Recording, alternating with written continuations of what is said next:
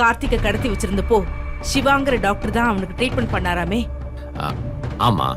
அந்த டாக்டரை உங்களுக்கு எதிராக சாட்சி சொல்ல வைக்க போறா. என்னங்க இது? அந்த இலக்கிய சரியான கிரிமினலா இருக்காளே.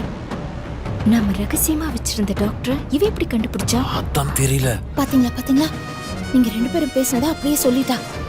ஜானு சத்தம் போடாத, கேட்ற போது. என்னால இதெல்லாம் தாங்கிக்கவே முடியல. பேசுறது கேட்டு போறாங்க, அமைதியா இருங்க. என்ன சொல்றீங்க? நீங்க சொல்றது உண்மையா பைரவி? ஆமா, அவங்க பேசுனத நான் என் கண்ணால பார்த்தேன். கௌதமும் இலக்கியாவும் நாளைக்கு அந்த சிவாங்கிற டாக்டர் பார்த்து பேசி அவங்க பக்கம் இழுக்க போறாங்க.